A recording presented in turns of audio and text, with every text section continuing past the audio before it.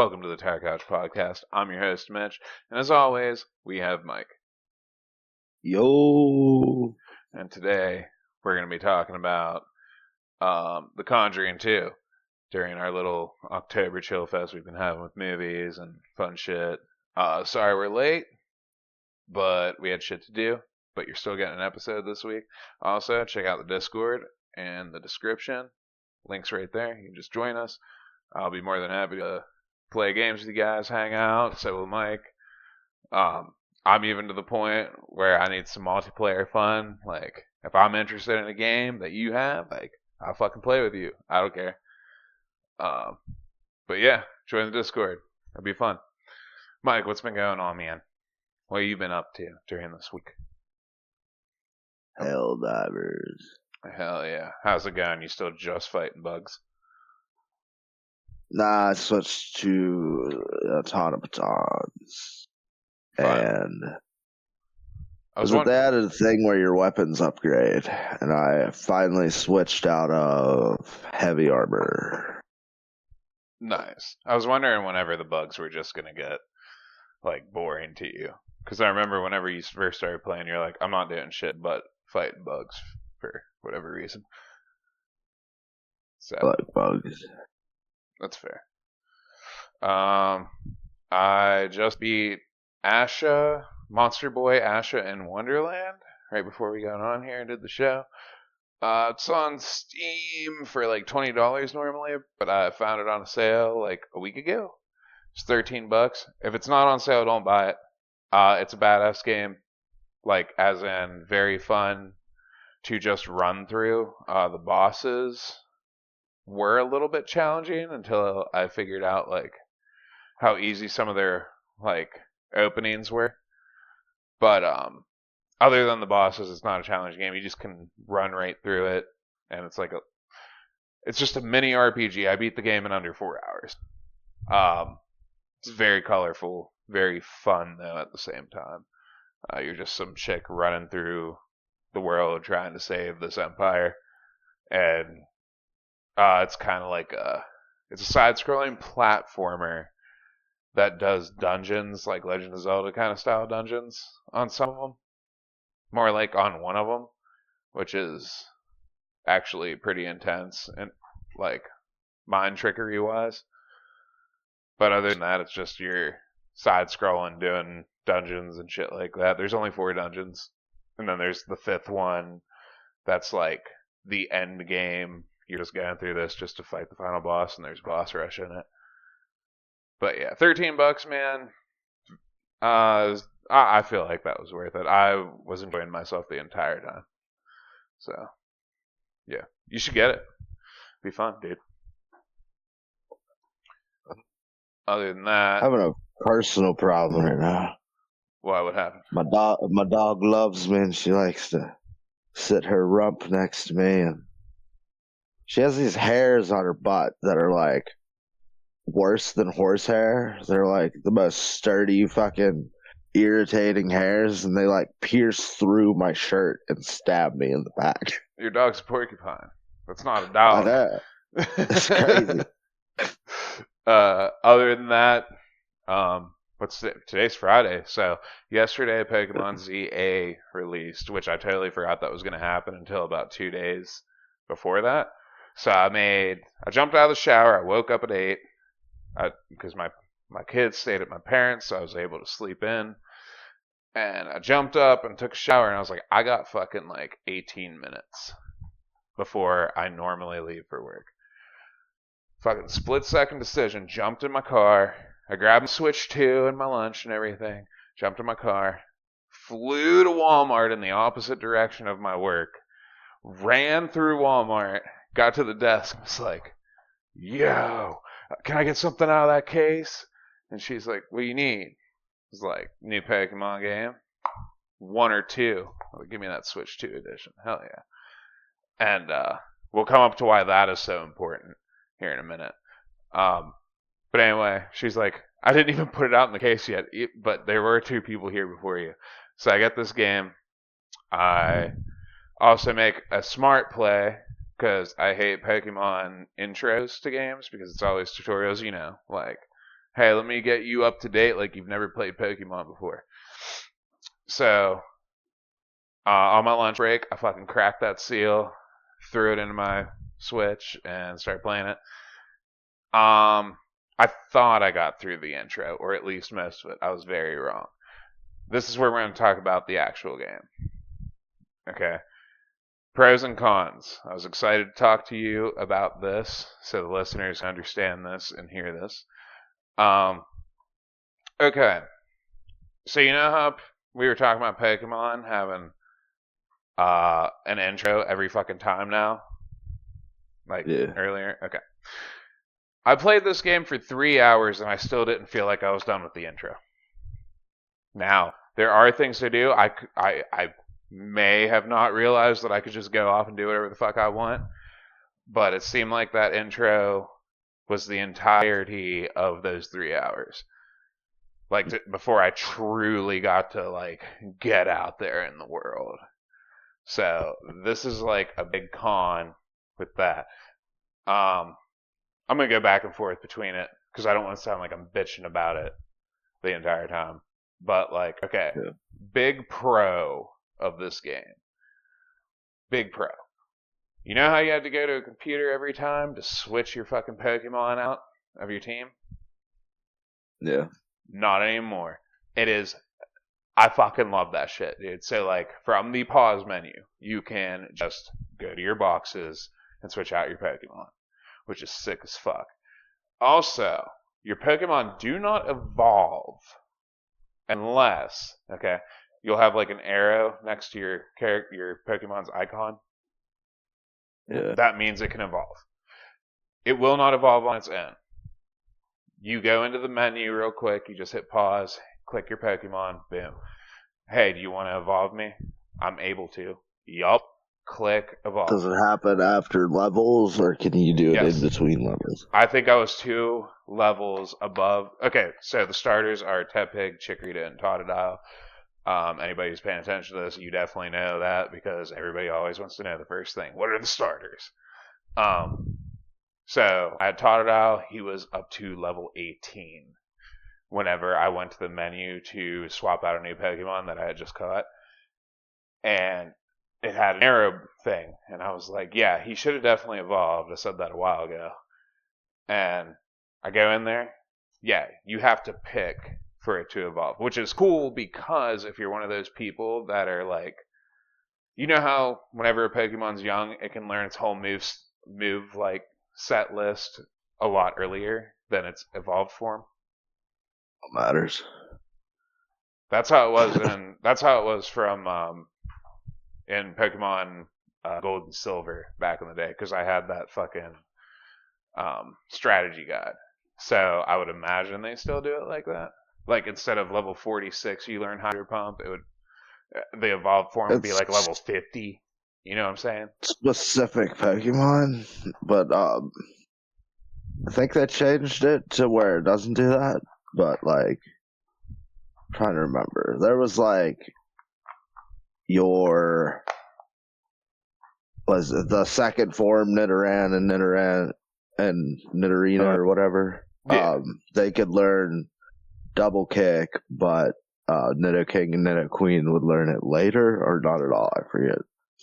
Okay. That was like a specific gen, I think. So there's that cool pro right there. Con, you are in a city, okay, and we have very small. I definitely consider them very small.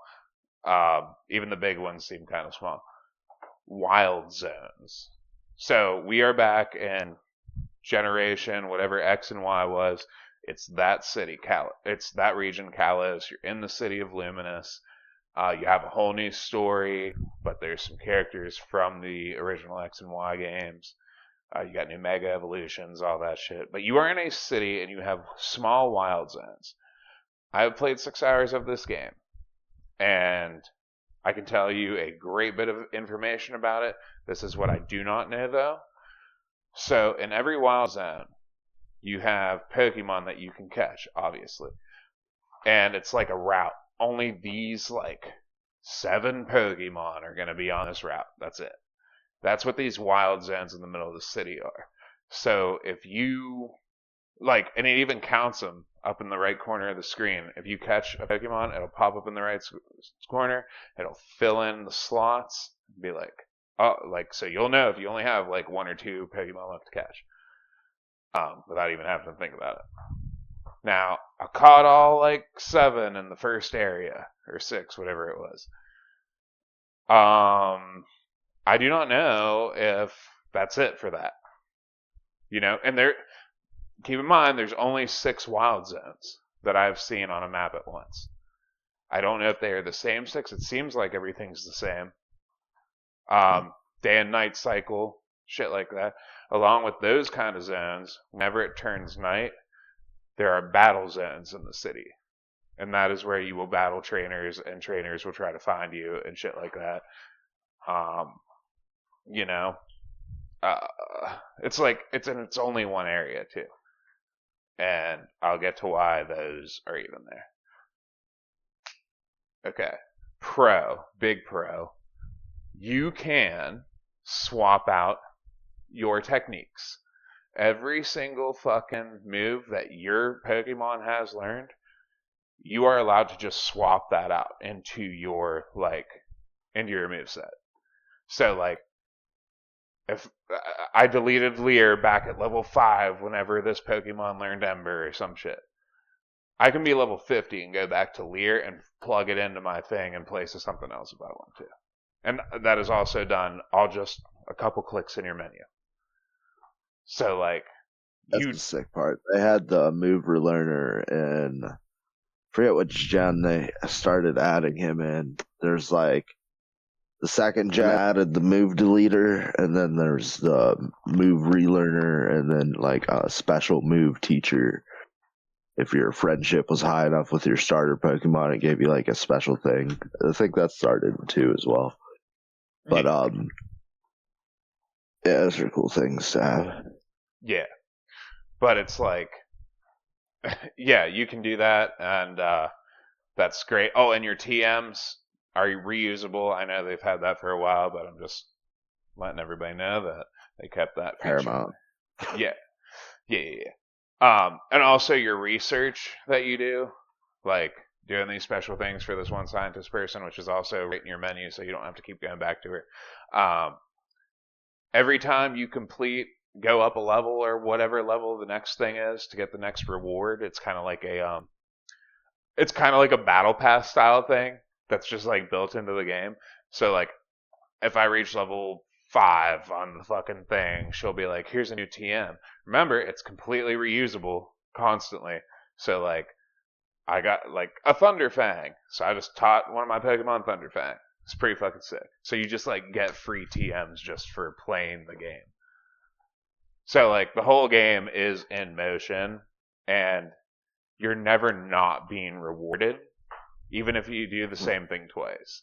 So you're always getting rewarded, which is really nice. I should probably talk about the premise of this game.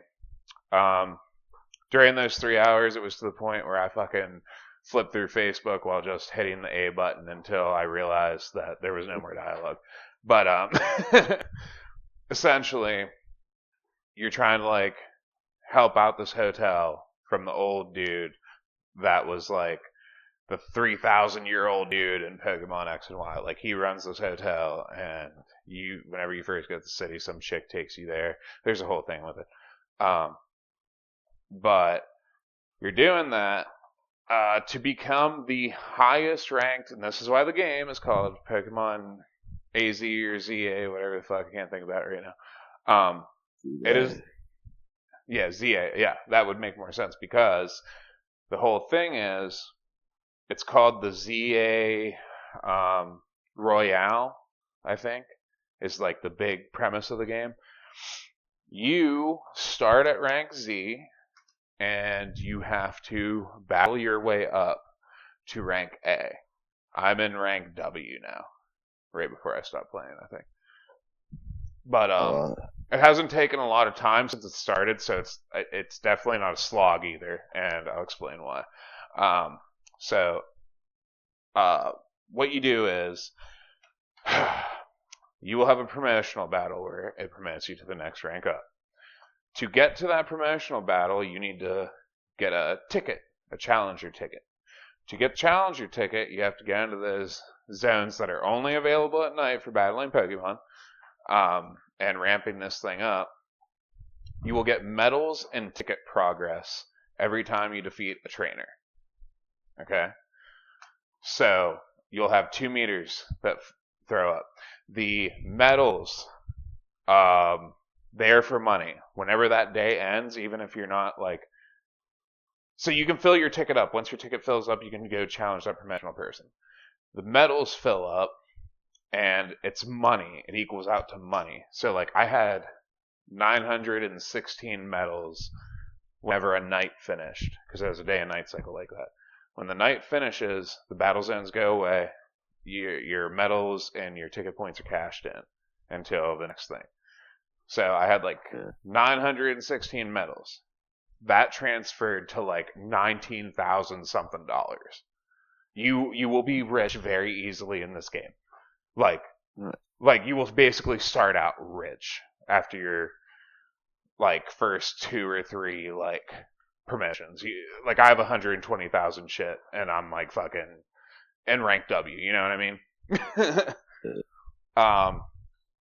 So yeah, I don't know where I'm at with pros and cons, but that's the whole thing. You want to get to rank A, whatever, help the hotel get more guests. And what do you spend your money on? I buy clothes. Here's a con. Here's a con for the game, and I don't mean this in any type of way for everybody out there. I'm just saying this is kind of fucking stupid. When I started the game, you know, you pick your character. Male, female, whatever face it is, but it doesn't say male or female, but it should be like an obvious thing, you know what I mean? Pretty sure I'm a chick. Like, 95% I'm a chick, and I thought I picked a dude. And the reason I think that is because there are a billion fucking clothing stores in that game, like in random like mall shopping areas, and every single one of them offers me fucking girl clothes. And I was like, I'm just sitting there in bed with Casey the other day, and she's playing Pokemon Go, and I'm playing ZA, and she's bitching at me about how I don't play Go enough. And I'm like, bitch, I'm playing real Pokemon. So I'm like, running through this shit, and I just sit up real quick. I'm like, dude, am I a fucking chick? I get a fucking skirt at every fucking store, or like, definitely chick wear. Like, 100% no way this is dude's clothing. Like, there is no dude's clothing to that kind of point to where I'm like, I'm definitely a chick. Like, I'm pretty pissed about that because I was like, man, oh no. And then I thought about it. I was like, well, I never play as a chick. Fuck it. So then, like, I didn't feel as bad. But it just sucks because, like, the chick outfits, you know, you want to dress your dude up how you want to dress him. Like, this is an RPG. None of the chick outfits look fucking cool except for like 3 that I've seen so far. And I've been to a lot of clothing stores. So I am pissed that I was not able to tell if I was a dude or a chick for fucking 5 hours of the game. Like, that just pissed me the fuck off. I was like, that's fucking dumb, dude. But yeah, new battle system. If you played Legends Arceus, it was basically the same thing, but you were outside of the battle. If I remember right, I could be wrong. But anyway, this battle system is you toss out your fucking Pokemon on the fly and bring them back whenever you can too, also, whenever you want to, mid-battle. And you can place your Pokemon away from, like, other Pokemon to have them attack. So, like, if you have a long-range attack, you can, like, point at the ground, and they'll, like, pop right over there and, like, bust, I don't know, a Psybeam out while your opponent is a fucking... Like, we're getting closer, man. We're getting closer to real Pokemon battles, you know? But you can, like, keep some distance, and you also have attacks that, like, Roar will shoot the fucking other Pokemon away from you, like, blast them back and shit. So, like, you can actually, like, fuck around with that a lot. There's no healing in battles that I've been able to figure out how to do. So, like, you're just duking it out. Gotta get Chansey. Yeah, that would probably be a badass Pokemon for that game, truthfully. But like, it's really cool though. So I don't think you're gonna like what I'm about to say. So your moves do not have PP anymore. They Yeah. just they're a gauge that just fills up like pretty rapidly. So like, if you play it right, you can just if Or like cooldown spells. yes, exactly. They have cooldowns, and that's how you play your shit. So you could like leer, tackle, bubble beam, bite, and then by the time you're done with that, leer's already back up, so you can hit their defenses again, and then just fucking keep rotating if you want to. How many moves can you have? 4.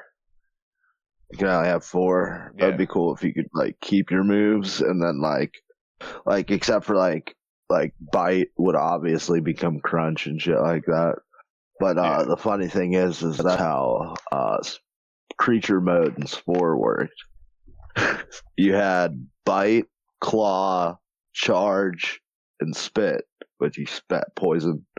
Oh, sick. But there would be buttons that you'd click and they would slowly recharge back up. Yeah. It's pretty cool. Like you run around the battlefield and you're like doing shit like that. Same thing with Arceus though. If you're in a wild zone and you like run into like an alpha Pokemon, they will kill you. Like I almost got killed by a fucking Magikarp earlier. Uh, Yeah, well, he was level 31. I was like, oh, it's just Magikarp. I was like, no, there's definitely some trickery. And then I saw Hydra Pump pop up and it almost fucking like one-shotted me. Like me as a person. Because it can kill you. You know? yeah, So, that's insane. Magikarp, like, was it no splash until level 10 and then it learns tackle. yeah. So, like, Hydra Pump is not. I think it can learn it, but it's not like a move. I don't know. Because Hydra Pump probably wasn't even a TM forever. I don't know. But yeah, you can see shinies on the map. Like you can Nice. see them like outright and everything, so that's cool. There is also a size difference too. So like, I'm in a Pokemon group on Facebook, and I saw some dude walk up to somebody with a Raichu, and he had his Raichu out, and his Raichu was like as big as him as a person. So like, there's like noticeable differences, I guess. I haven't really encountered any, but I saw that shit, and I was like, that's hilarious. I forget what the smallest Pokemon is, but I know Wailord is the largest, and he is absolutely ginormous. Yeah. Other than that shit, like the I don't know, man. I so like to get like good Pokemon, you have side missions in the game, and you can see them on your map and shit like that when you whip it out. Um, Yeah. I went and did 3 side quests. One of them was an obstacle course. He's like, look how smug that Froakie looks. He's just telling us that he's just better. It's like, do this obstacle course faster than he did it. And then I did it. And then we went to another one, and he's like, yeah, do it again. And then I went to another one, and he was like, yeah, do it again. Or no, the third one, he was like, oh, it's ended, whatever. And then Froakie was like, he's really inspired by you. You should keep him. I was like, what? And like, Yeah. yeah, a Chespin was attacking a taxi car. Like that green thing from Sword and Shield, that's the grass starter. He was fucking attacking a taxi, and I fucking killed him like 5 times, and every time he's like, he just still wants more. He just won't give up. And then once I finally did it, he like hung out with me, and then there was a Fennekin that was sick, and I went and got like a reviving twig for it, and it joined me. So like I'm getting cool Pokemon, but like the fact that there's only 6 wild zones and like 7 Pokemon or very little Pokemon in it, it's like, man, like this is supposed to be like remember well, you didn't play Arceus Legends. But like Arceus Legends was a little tiny town, and then you went outside and the whole world was fucking go catch Pokemon and fight Pokemon and do all this fucking crazy shit. But like the city, dude, that like really fucks me. I'm hoping that there's not like a super limited like roster. You know what I'm saying? Yeah. Because I was really Yeah, fucking looking forward to this.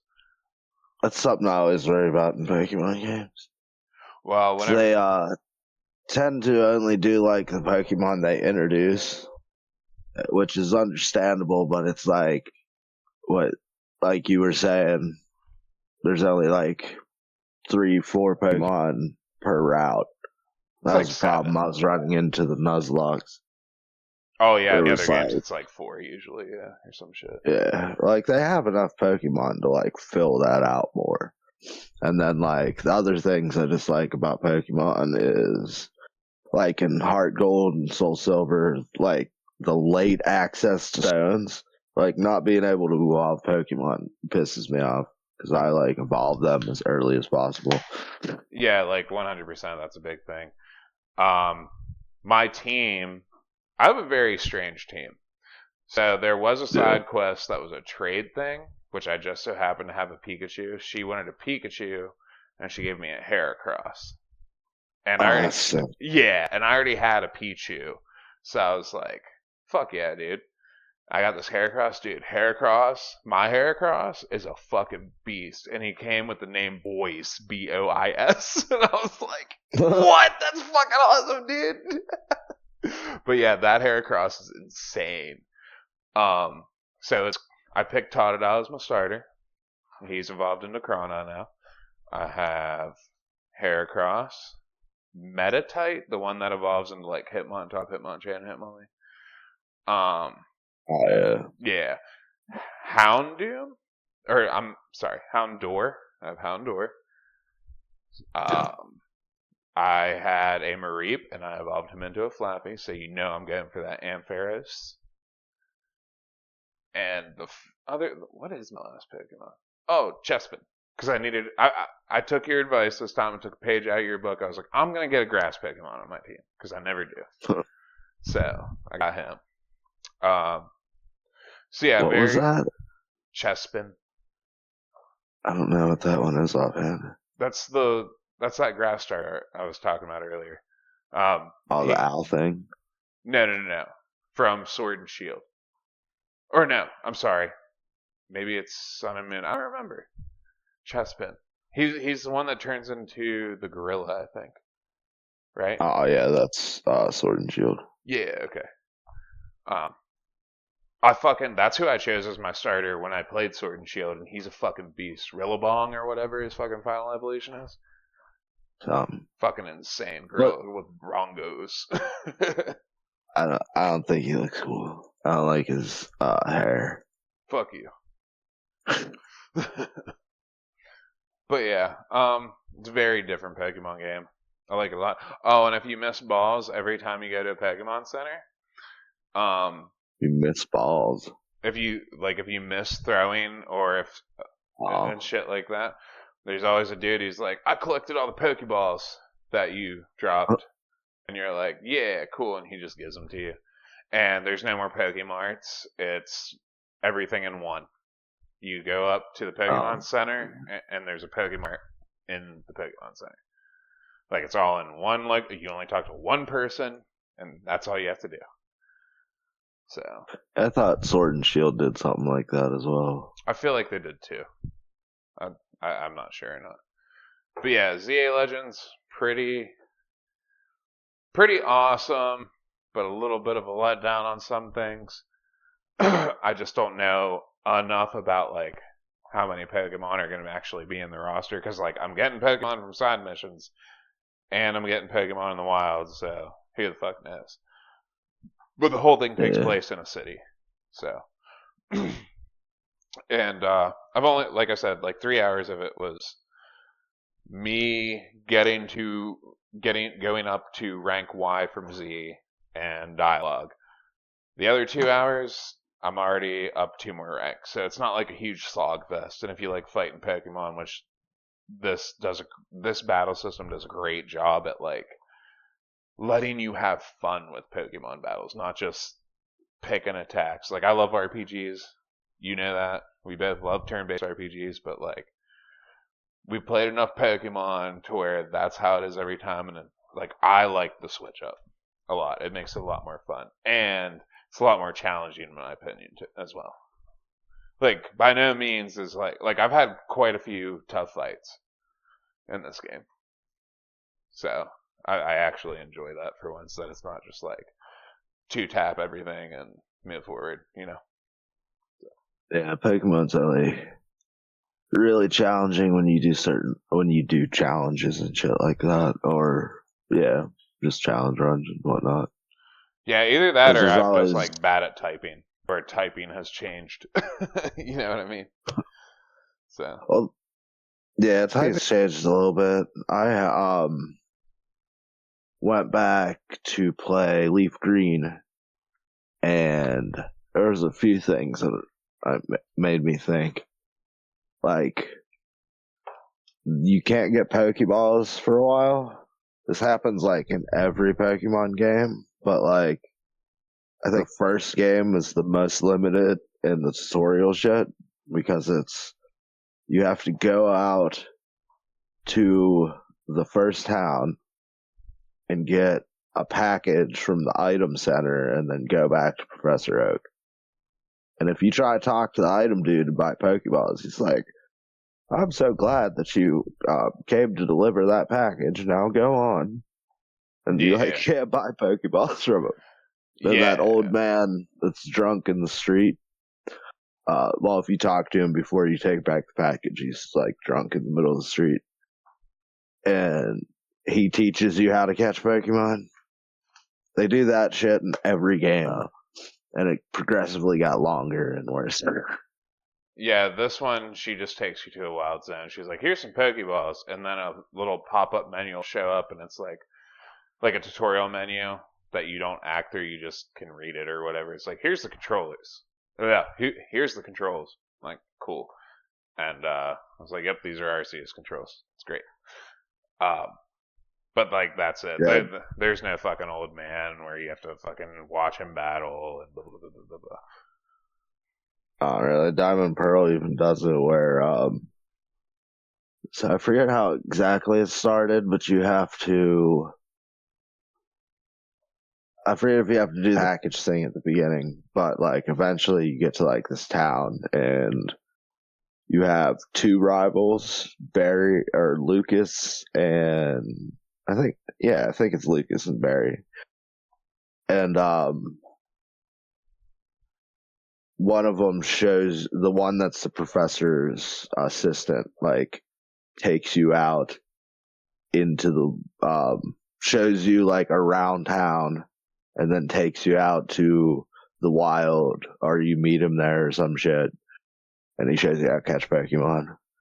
Well, in Brilliant Diamond, I don't know how it was in the originals because I didn't play the originals, but in Brilliant Diamond and Shining Pearl or whatever, I like how they fucking did that fucking shit because it was, oh, we're out here and then something bad happens. It's like the bags are on the ground, just hurry up and pick a Pokemon. You just pick the Pokemon. It's like, yeah, let's just fucking do this shit. I was like, hell yeah, dude. We should assume that everybody knows how to play Pokemon in the year of whatever the fuck year that was that came out because it was like in the 2020s.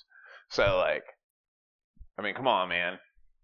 Like, oh yeah, Diamond and Pearl does do that, and so does 3. yeah. Well, I mean, come on. Like, we are anybody who is playing Pokemon that is a young kid now that only knows the cards and shit. Like, their parents are gonna know. Like, their parents, like, you. If I want a Pokemon game, a new Pokemon game, and I'm into Pokemon, that means that we already probably have a Switch if you own it, which means that your parents probably have played Pokemon before and can just tell you what to do. We do not need full grown ass tutorials for this shit anymore. Like, it's pretty fucking simple, you know? Like, what We happened don't need as much. Like the one from the original is good enough. Yeah, but I mean, like, come on, man. Like, kids today just that they know how to do things. Their parents are gonna fucking know how to play Pokemon. Like, what? Remember whenever Final Fantasy came out on whatever the fuck any console back then? It didn't give you no fucking tutorial. It was like, hey, just hit like attack and shit. You'll figure it out. It's fine. And like, we don't need fucking tutorials for fucking JRPGs, especially. Like, come on, man. It always irks me. And There was. this one was bad, dude. This one's bad. Yeah, like, whenever we were growing up, like, games were perfect like that, where it was just like, well, hardcore, where they just kind of threw you into it. And then, like, eventually we started getting, like, tutorial levels that were, like, it was just an easy first level. And then after a while, dude, it got, like, to the point, like, there was this one game, I forget what it is. I think it's one of the Mega Man games. Oh, God. You get, every time that you could possibly do an interaction that is new, it has to stop the game, a screen has to pop up, and then it tells you what to do. Like, it's like, oh, you can move forward with the D-pad. And then it's like, you could jump with the A button. And then you have to, like, read that and then confirm it. And it's just like, oh, you could jump over this pit. And Of all things, I will say, but the Dark Souls games still do that. Oh, you move with the left stick. Turn the camera with the right. Granted, there's signs on the ground, but so they don't force you to like see it and read it, like, you know. Yeah. But you know, you're always going through the intro area of Dark Souls, and there's like a billion signs on the ground. It's like, hey, do this. Hey, this. Hey, you can use this button to do this. And then you go to the next one. It's like, be wary of left, and you're like, oh god. You know, try finger butthole. It's like, I don't know what that means. It just started. But yeah, I also don't know if I mentioned this last show or whatever, but I did finish Dark Souls 3, just doing the DLC. Now, I'm gonna back off of it until I finish Dark Souls 2. That way, just whenever I'm in a Dark Souls mood, I can actually tackle DLCs without feeling like kind of run down about the game. Because like when I play a Souls game, I'm usually just playing a Souls game for the most part. So like I can get burnt out after 30 hours of whatever the fuck, you know what I mean? So, but yeah. I want to talk about how pointless, like, are, like, not really pointless, but, like, sadly overshadowed Rat-a-tat is. Rat-a-tat fucking sucks. Fucking weird purple rat. Oh, it's like, it's just a normal type Pokemon. It has, like, Hyper Fang. I think that's its, like, good thing. Yeah. And, so I think Pinsir and Scyther, like, only learn normal moves. So they're, like, a complete replacement for Rattata. And then, like, or Raticate, might as well just say that. Yeah. And then the other normal type Pokemon that you can get are Snorlax, which everybody can get, and then Chansey and Kangaskhan, which are kind of hard to get. So it's like, what use does this Pokemon have? And then finally, like, Pokemon Company, like, put its mind together, and they're like, hey, let's make a new form of this Pokemon and make it, like, I think it's normal dark. So, like, the only good moves that it had access to, like Pursuit and Crunch and shit, are now, like, same type boost. So it's like, this is a really good Pokemon, but it's super weak to fighting moves. Yeah. Yeah, that was, like, a big thing with my team that I've been picking on this thing. Like, I had an Abra, I was like, nah, there'll be something special in this game to evolve it into an Alakazam. And then I was like, but what if it doesn't? You know? So I'm like, nah, fuck this. And then I found a Metatite, and I was like, he's fighting and psychic. And he's been really useful. That Heracross, I've never had a Heracross, like, on my team, like, legitimately before. 100%, he's probably going with me to the top unless, like, I find some insane shit. So, yeah. Ampharos, I always have a fucking Ampharos anymore. I kind of just, like, I love Ampharos. I love you, Ampharos. But, like, I want to switch him out for something different for once. Yeah. Like, it sucks. But, like, I don't know. There's not, like, a lot of really good electric Pokemon. Like, I don't know. Ampharos, I used that lantern thing before. I think I have too. Yeah, lantern. Yeah, Yeah. the fish, And right? then there's that. Yeah. Yeah. And then there's that catfish thing. Oh, wish He cat or might whatever. actually be yeah, he might actually be water and ground. Might be getting that wrong. He's like a weird Quagsire. Yeah, I found a Pokemon I've never had before. I don't think it's called a Binnacle. Binnacle. He's a barnacle looking thing, and he's I seen water that rock. in um Sword and Shield. At least Shield or yeah, Shield I have, I think. Well, he has 3 evolutions. Barnocular or whatever the fuck his final evolution is. He's like this giant, like, my Pokemon does not give consent looking motherfucker. Like, he's just like this huge fucking. Dude, I saw that fucking video online. I was laughing my ass off. But, fucking. You gotta get that Pokemon that's like literal garbage. Oh, I have one of him. Trubbish. And I ran into his fucking insane alpha fucking evolved form, Troubadour, Yeah. Troubadour, or whatever the fuck it was, and I just fucking ran straight out of that alleyway so fast. He was like level 37. I was like, oh shit. I had that thing, it was so weird. Yeah. But yeah, fucking that Binnacle thing, I don't know. I was looking up if he was actually good because I was really going to go for it. Because I love, this always happens to me. New Pokemon game. I'm going to only use new Pokemon. And they fill it up with so much fucking not new shit. It's like, why do you even make 100 new Pokemon every time? Just make 50. Like, it's at the point that you guys do not, like you said, flush it out more.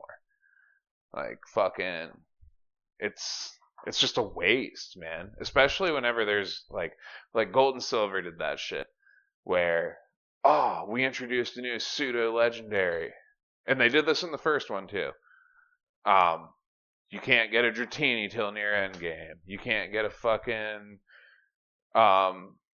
whatever Tyranitar's first form is, Lavatar. You can't get him until fucking like super end game. We made Misdrevious the first pure, or like, well, not the first pure, but like a pure ghost fucking badass Pokemon. Can't get him till you're in like Mount Silver at the end game. So it's like, quit fucking doing that, dude. Just let me fucking be fucking playing Pokemon, dude. Yeah, it's about collecting a bunch of different monsters and like utilizing them in different ways, and making creative teams and shit. Right, like Scarlet and Violet, there is an ice dragon, or maybe it was a steel dragon. I don't remember. I think it's ice dragon. But anyway, you could only find it in this one spot. One spawn spot, and it is like a cave in the side of a mountain, like surrounding a lake that you would never notice unless you just so happen to go past it and go, oh, I'm gonna go see what's in that hole. Like, what the fuck, man? Pisses me the fuck off. But I like certain things like that because, like, with a few Pokemon, like what is it, that Ghost Electric thing that they introduced in maybe Diamond and Pearl. Ghost Electric. I want that Pokemon. It like turned into the Pokedex after a while in one of the games. Oh, I forgot he's Ghost type. He's Rotom. Yeah. That is. Yeah, he had a. You have a Rotom in every new Pokemon game because he serves as your cell phone every single time. Yeah.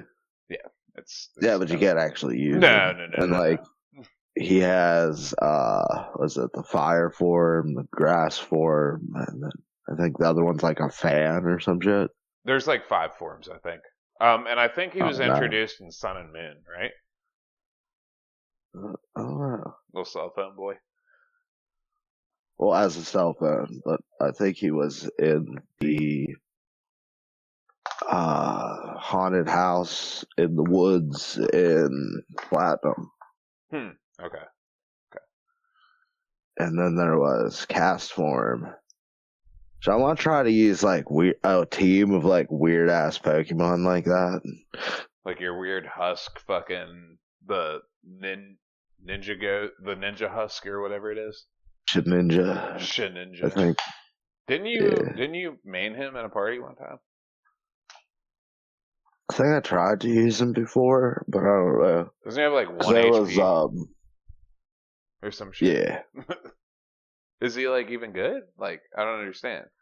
He's just so fast, He's nobody hits him. Or he's Ghost Bug, and I don't think he's very fast. Has he has the ability called Wonder Guard, and it makes it so that only special attack or only attacks that are super effective can hurt him. that's a pretty awesome. That's an ability or a move. It's his ability. Oh my god, that's probably awesome then. Yeah. But And like the cool thing about Heracross, if I don't know how it works in that game, but was if he has guts, you can give him like some type of like flame orb or I don't know what would be better, maybe poison orb, I forget. But guts will make his like attack power increase, and then he has so much attack power already, and then he has like close combat. He can learn close combat, probably aura sphere maybe, and then like bug bite and shit like that. So you fuck some shit up. yeah, I've never really had a bug type Pokemon on my team, so I'm pretty excited to see what happens. His pin missile fucking crushes in this game, like a lot, like a lot, a Nice. lot. My Meditite, his bullet punch fucking sucks ass, but he like shoots in and punches him right in the face, so it's kind of funny every time I use it. It's just kind of like the last move I use in the rotation, so it's just like ta. So like zoom you across the map or Yes. some shit. Yeah, you'll be fighting and you'll just hit bullet punch and he'll like instant transmission, fucking bam, just punch him in the face, and every time it does like 2 damage.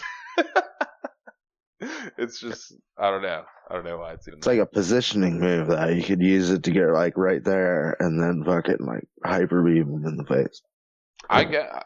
Yeah, good point. I may utilize that.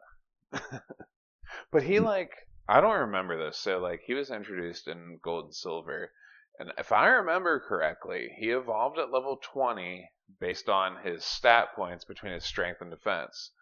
I think if it was strength, it's either flip flop, vice versa, but more strength and less defense gets you this. More defense, less strength gets you this. And then if they were completely even, you would get Hitmontop. Yeah.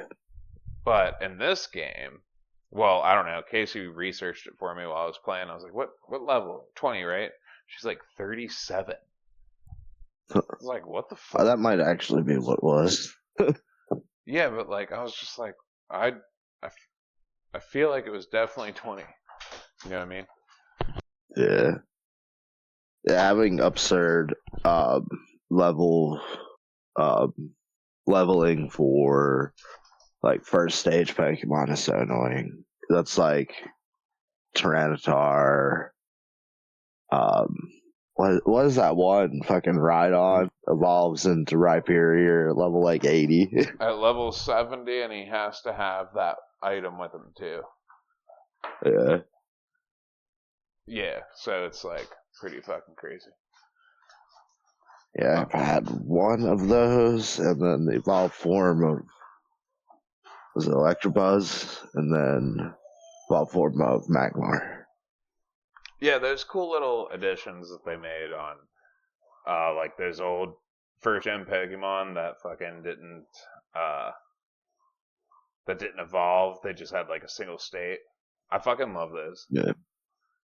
Yeah, I think there should be 3 stages of every Pokemon, like baby form, like an adolescent form, and then an adult form, and then like their move set should like also match. Like there should be like baby form attacks, like tackle, and then like body slam and shit like that. Yeah. Yeah, that'd be sick. Fucking yeah, if you could get a baby version of every Pokemon, That'd be fucking dope, dude. I don't know. I don't think any game, until we get so far into the future that they get their heads out of their asses and realize what they did in Sword and Shield was the best possible move that they could do. Like, and it shouldn't be a wild zone either. It should be a fucking, because remember, those had wild zones in them. They were just giant wild zones, which made it feel like super open world. Until they just have like an Arceus style, but the amount of Pokemon, like an Arceus style world where it's all fucking wild zone besides like the main town, and then you have fucking a plethora of fucking Pokemon to fucking go out and catch. Like, granted, it was DLC in Sword and Shield, but that still makes it possible that you can do this, regardless of it being DLC. You could fucking go out and catch, like, any fucking Pokemon. Like, any fucking fucking walking around, I fucking dropped down this thing, I was surfing at the ocean, there's this little cave opening, there's fucking Kabutos and Kabutops and fucking Amistars and fucking Ammonites.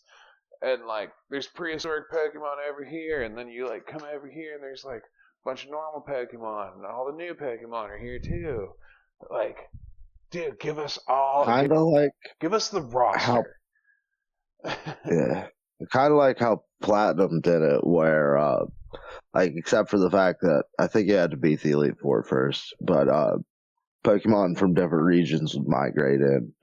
And so, like, areas would have more Pokemon in them, and then there would be like migrations of rarer Pokemon, and certain areas during certain days of the week would have like a big amount of like Pikachus or there was those are swarms. A Mystic Garden also that had like different Pokemon that would appear on different days, and then there were swarms like Gold, Silver introduced. Yeah. Yeah. They were just then, like playing with that idea, but it was a good idea. Yeah. And see, the thing is, like in Platinum shit and was it Soul Silver and Heart Gold were worse at this, where they had the stones like at the end of the game. But like there's like the Macho Brace and the Scarf and shit like that. I think I got the Scarf in one game before the end of the game. But like all these cool held items and shit are all held behind or like hidden behind the game, and it's like, why don't you give us all the shit so we can have what we want and then just make the fucking games harder? Like that's all you have to do. It wouldn't take that much more effort. Yeah, man, like, and here's the other thing too. These kids that are gonna, like, their parents are gonna buy this game for it, because Pokemon is primarily like a younger audience. But I mean, it's been around for 30 years, so it has a huge fucking adult audience. And those people grew up in the time that we did, where we were just thrown into Final Fantasy 1 through fucking 7. And really, like, our age, let's just state it the true facts, though. We hardly played those games. Like, we were kind of, like, really coming in, like, me and you. What was your first console? Mine was a Sega Genesis. But since I was a kid, you know, Sega Genesis games are fucking hard. Super Nintendos are fucking hard. So, like, whenever the next era came in, it was N64 and PS1. That was our true, like, that was our growing up console. Like, we grew up on this, and then we went to Xbox and PS2 and Xbox 360. So, like, let's say we started out at PS1 and N64. Like, dude, you were just thrown into, like we were talking about, into Final Fantasy 7, 8, and 9. Like, Pokemon came out when we were kids. Like, it first came out when we were kids, and we were playing it on the Game Boy. Like, these kids, they're gonna go through the same thing, and they already bought the fucking game. Don't worry about it being too hard for fucking kids. Like, they're gonna learn, just like we did. You know? Like, there's no reason to dumb everything down. I don't understand why people do that with games these days. It's like... The thing is that, like... You already got our money. Don't worry about it. Well, Like, it trains you to be stupid at the same time. Like, instead of like how we get lost all the time. Like, we never get lost in games like this and shit because it's like we pay so much attention. But then, like, shit's just constantly shoved in your face, and so you don't know that, like, the one sentence where they say the one word where you have to go to next at the end of this fucking like book that they give you for a cutscene because they're just yup. so impressed by their writing. Yeah. I mean, I don't know. I wouldn't go that far to say that, but I would just go as I just far think as, it's so self-indulgent to fucking make somebody sit there for like 20 minutes or yeah, to you know three what? hours. You know what? I do understand what you're saying. I was gonna disagree with you, but no, you are absolutely correct because, like, let me just. I'm so into my own shit. Forget the point. You know what I mean? Yeah, like you fucking blah blah blah blah. 20 minutes in, then at the end, oh yeah, you got to go here. By this time, you were halfway through, already just clicking through dialogue, Yeah. and like Pokemon stories, your fucking stories aren't good. X and Y was like an actual, like it had an actually like good ending story, and like midway through thing, like it was actually kind of cool. It was pretty fucking cool, honestly. But other than that, besides the lore and like Gen 2 for me, I just think it's all ass. Like total fucking ass.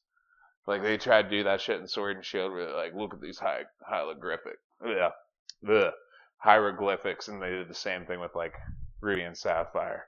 You know, these titans, these legendary Pokemon did this crazy shit. But it just feels so tacked Yeah. on. Like it's just so tacked on, you know? Like it's not really even a big thing, you know? Yeah. Well, I don't know. It's like, if you think about it, like, why should you like encounter legendary Pokemon in like the normal story? Like, you're on your own adventure, and like they exist like in this mythical manner. Like, why are they part of your story? Like, inherently, you know? Well, that's what I mean. Like 'Cause, like, Ruby and Red and Blue Sapphire. don't have. God, sorry. Yeah, no, well, I mean, Ruby and Sapphire, part of the story is the legendary Pokemon. X and Y, Yeah. part of the story is the legendary Pokemon. Sword and Shield, it is part of the legend of the fucking story, like, and it just feels tacked on though, you know. Maybe not Ruby and Sapphire so much, but like, They're in Diamond and Pearl too. The I don't know how much of Diamond and Pearl you played, but the Cyrus, the leader of Team Galactic, wants to. He collects the lake spirits first, and then creates this chain so he can chain Dialga and Palkia from like their ability to shift through dimensions and time and shit. So then he can summon what's it called again? The um, god. oh, guarantee, oh, Arceus. Yeah, so he can summon Arceus and like restart the world. Yeah, that's like a straight up Final Fantasy villain right there. Hmm. It's like I don't give a fuck about me or anybody. This this world is just so fucked up. It'd be so much better if we just hit a reset button. It's like what? Yeah. What the fuck are you talking about, dude? Like, what do you care about it anyway? And you don't even know how it's gonna turn out because you're going with us. Like, what the fuck? But yeah, like it just always feels so fucking tacked on, and I hate that. Like, just let me do things, man. Let me do that. Like Gen 2. You didn't know where Hello or Lugia was. You just you just found You out. had to fight them. No, you didn't. Not in the originals. In Heart Gold Soul Silver, you did. But in the originals, Okay. yeah, Lugia was just chilling. So was Lapras on Fridays would show up at this one place. I think it's in the Whirling Islands. But also, um, Lugia would be down there in a different chamber. And Ho-Oh, you had to get the Rainbow Wing, just like you'd had to do with the Silver Wing for Lugia. But you had to get the Rainbow Wing, and just remember that back where Gym 4 is, there was that burnt tower, and you gotta get back there and climb this tower and use. Then you have the Rainbow Wing, and then there's Ho-Oh at the top of the burnt tower. Which, by the way, let me explain something. Like a huge pet peeve of mine with a Gen 2. Gen 2 is my favorite one. Ho-Oh is my favorite legendary next to Zapdos. And I will tell you that Ho-Oh being the Pokemon in the anime that was like, dude, that was like episode 1. They gave you second gen, like, hint right there. Ho-Oh. The Pokemon that the rainbow bird Pokemon that's golden red that fucking like can rebirth Pokemon essentially or whatever, bring them back to life or whatever the fuck that crazy ability that it has an ability called Sacred Fire that can one shot any Pokemon. Okay, they decided to just tack it on and instead made Lugia the face of Gen 2 and like a movie with him in it commanding the 3 other birds with no Ho-Oh in the movie at all. Like that makes me fucking outraged. Like Lugia's cool and everything, but like you're talking about this fucking sick ass fucking bird Pokemon that can do all this fucking crazy shit, and you're just like, yeah, we're not gonna make a movie about that. Cool. We're just gonna slap it in there, and if you find them, you find them. You know, that just angers me to no end. What is the typing on Moltres' alternate form? The Sword and Shield one, the DLC one, Fire Dark. Yeah. Articuno. Zapdos sounds really cool. Zapdos is basically a chicken. His is like ground and electric. Articuno probably has the coolest one though, like the best one, truthfully, out of all of them, and it's Psychic Ice. The typing of Also ground and electric sounds really cool. It sounds really cool, and I caught him and I used him, and he dies so fast. Like his weaknesses fucking suck. Like they super suck. So like you can get hit all different kinds of ways as the Galarian Zapdos version. Yeah. I mean, it was cool that they did it, and like I do love the typing, but he's just weak to so many things. It's like Steel Pokemon. Steel Pokemon have like 4 weaknesses right off the rip. Like Steelix looks so badass, but he'll die so quick, even though his so like Pokemon are the best defensive Pokemon. Yeah, well, not fucking Steelix. Steelix has fucking 4, well, back in Gen 2 anyway, Steelix had 4 weaknesses right off the rip. So it was like, what the fuck, dude? It was like, what, fire? Fire and fighting. Fire, fighting, ice, and grass, I want to say. Where it's Gen 2 weaknesses. I don't know, but I had a Steelix and it died constantly, like all fucking time, dude, and it made me so mad. Well, it's slow. You have to play it a certain way because it's a weird defensive Pokemon. Like, I think if it has Screech and Crunch, it can kick shit's ass pretty fast, but it's slow as fuck is its problem. You ready to talk about Conjuring 2? Yeah. Alright, let's fucking do this shit. Says its weaknesses are really fighting, fire, and ground. Maybe that's what it was. Fire, ground, fighting, and something else though. Because I remember reading in that book, there was 4. Because I've had, like, in Gen 2 terms, I've had, like, every fucking one of those Pokemon that that's when they introduced the item things, Yeah. where like you have to trade it with this item in hand for it to evolve, and that's fucking annoying. Yeah. Yeah, I've had a Polytoad. Yeah. I've had a Okay. what's the dragon one? The Kingdra. I've had a Kingdra, a Polytoad, a Steelix, a Scissor. Um, Back then, those were the only ones besides Slowking with the King's Rock. I'm pretty sure I had him one time just for funsies, just to do it. Polytoad fucking sucks, by the way, and so does King Bro or whatever the fuck, Slowking. They both suck. Steelix fucking sucks. Scissors alright. Yeah, they all kind of just like weren't worth it. So that made me mad a little bit. Never really used steel except for that flying one. Oh, Skarmory. Yeah. I fucking love that Pokemon so much. The design is so sick. He just looks like a badass. You know what I mean? Yeah. But anyway. Like Frostlass a lot too. Frostlass? Oh, you have to get the girl version of, what's it called? That like weird head thing that's like angry looking. Yeah, I always forget what its fucking name is. But yeah,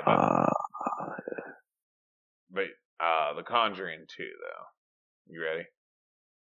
Yeah. Alright. Conjuring 2, known in the United Kingdom as The Conjuring 2, The Einfeld Case, is a 2016 American supernatural horror film directed by James Wan. The screenplay is by Chad Hayes, Carrie W. Hayes Wan, and David Leslie Johnson. It's the sequel to The Conjuring. The film follows the Warrens as they travel to England to assist the Hodgson's family, who are experiencing poltergeist activity in their on-field council house in 1977, which later became referred to as the Enfield Poltergeist. So this is the sequel to The Conjuring, obviously, that we watched last episode. It does follow. Okay, so at the end of these movies, or at the beginning of the movies, it'll tell you that these are based on true stories from the Warren family, the famous ghost hunters that kind of like started it all kind of deal, you know. A lot of people have said they were frauds. They investigated the Amityville Horror House as well. Whatever. But pretty cool experiences if these were true. Not saying they are, not saying they aren't, because I just don't want to disrespect people. How'd you? I don't know, man. To go through all that and then do it again and then keep doing it as a living would be kind of insane. You know what I mean? Like, could you imagine just saying yes to a second version of what happened in the first story? And so I'm trying to think of something that's like relatable. I guess like if you were like fishing, like deep sea fishing or some shit. Yeah. Are you like trained like wild dogs? Yeah, none of that's relatable to this. What the fuck? It's relatable, bro. You got like deep sea fishers, bro. Like, I risk my life every day for some shrimp. Yeah, I get that. Yeah, I guess I get that at that. Yeah, that's fair. I don't know about training wild dogs though. Deep sea fishing after watching Deadliest Catch. I mean, yeah. I guess it's like fuck it, money. That's kind of how I look at that job. It's like those people that said, "Fuck it, give me money." How'd you feel about the movie? I like it. What is it? It's the same thing at the beginning where it confused the shit out of me. Because it's like, they're at Amityville Horror, and then they're back at their house with their daughter, and then it's like interspliced in between this new family in Britain, and they're doing something, and they have like I'm pretty sure the iconic windows that the Amityville Horror House has, so it's like kind of confusing. Yeah, that's fair. Yeah, it always kind of these past two movies they've started out where they were like on a talk show or doing something else, and then it just kind of cuts to the next thing. Uh, Whenever they invest um, the Enfield poltergeist or whatever ever in Britain. See, we thought they were still. Well, Mike thought they were still in America, and really they were still in Britain, but it's because they cut over to there without having them in it, and then it cuts back to them where they're like, "Oh my God, we gotta go to this place and help these people." And the chick's a clairvoyant, Lorraine Warren. She's a clairvoyant, so she's like, yeah, she has this crazy dream with this nun who's fucking this nun demon thing that's like fucking with her, and she like snaps out of it, and she's like carving the fucking name into this Bible or whatever. But anyway, they find out about this case. They're told go to this case, and she's like, "I saw you die in my dream world, Ed. We can't go there." Or no, she's like, we can't get super involved. And then they take this case, and she's like, "Don't get super involved, but let's go check it out and just make sure." And they go there, and this demon thing is just straight fucking with these people and fucking with another ghost whom the person's ghost died in that house. So like, his name's Bill Wilkins, and he is very agitated. So it seems that people live in his house. Do you remember a scene where like that family was buying that house? Because the way they cut to it seemed like they were just living there, like they had been living in there, and like this, like Bill Wilkins, he decided to just randomly fuck with them. Because I No, don't. that I know they moved in, but I don't know if there's a scene saying that. But there was like hints about it, like I think they actually did say that they moved in because she said that like her husband left after they moved in, not too long afterwards, and that's when they said that they kept the furniture from the previous house, and that's why they had the chair where the dude died, which like if you were giving somebody the previous furniture in the house, you'd think you'd at least get rid of that. I don't know, man. Like, if somebody gives me some pretty badass furniture, I'd probably keep it. If they just left it there. Old ass leather chair that's all like cracked and shit, and it's like somebody died there. It's like, oh no. So, yeah, I find it funny that you caught all that, and I caught all of like them not being in Britain the whole time, and you're like, I thought we were at Amity. I was like, why the fuck is this place like ugly and gray? Yeah. Then, like it kind of clicked after a while. Cause it was real weird, dude. They got like these square cement gray buildings that are just depressing as shit. Let's talk about this. Let's talk about this for a second. If your house, if this movie is any accurate depiction of your house, listener, and you live in Britain, you need to go to whoever the fuck runs the city that you are in and be like, yo, fix our houses. This is fucking bullshit. Because that shit looks like ass, man. Like, your walls are just like cracked cement. It's like you're basically in prison with a little bit of wallpaper slapped on it. And that's dumb. Like, that's really bad. Oh, and your basement is just like, underwater? Okay. Like, I could see that in France. Think... Like, or not France, Paris specifically. Like, that city is kind of just like built. Paris is a city that's built on the water, right? Where like no, or no, Italy, right? Um, certain parts of it are Shit. built on the water, so like the basements are all fucking there you go. Yeah. Anyway, I would expect that from them, not London or wherever in England it is. But yeah, that's you need Well, call your city councilman if you guys have those over there, because you need that. You know what I'm saying? that's something I noticed about these movies. The houses are very like how the Babadook is, where they're like Well, Babadook is also designed. an English one. They're designed in like a specific way to convey the emotion of the area more than I think they realistically are. Because like the inside of both of like the houses were like really gray and dirty and depressing. And then like the other one, I don't understand the first one. Sorry to stop you, but like, what was it? New Hampshire or Vermont or some shit in the fucking like the New England states? Those properties are fucking yeah. I understand that they are really old, but like those properties are so fucking like expensive. Like it is so expensive to live in those states. So even in the 70s, why does it look like you live down in fucking the swamps of Louisiana? You know? But go on, sorry.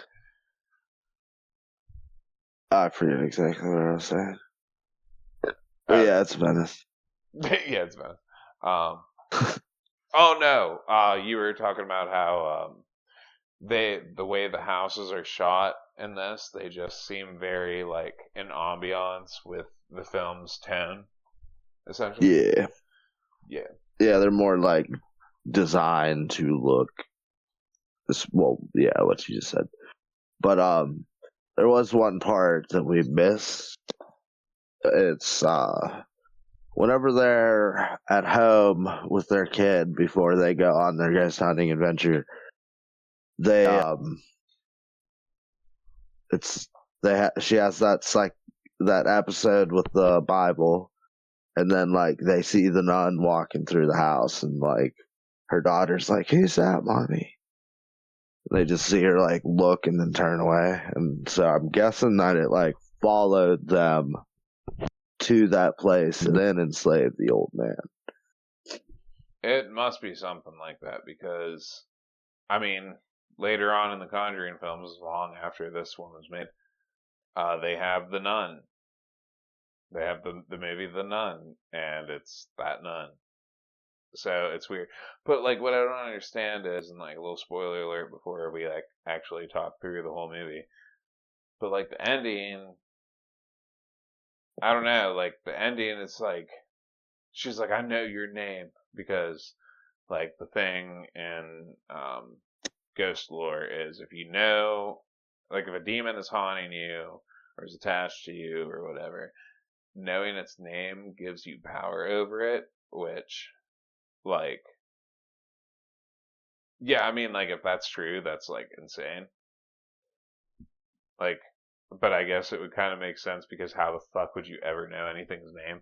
But like in this movie, the demon literally gave her its name just like willy nilly at the beginning of the show, but you don't know that until the end. So it's like, why would that specific thing happen? You know what I mean? Yeah, I don't know exactly how demons work because like I remember in like The Exorcist.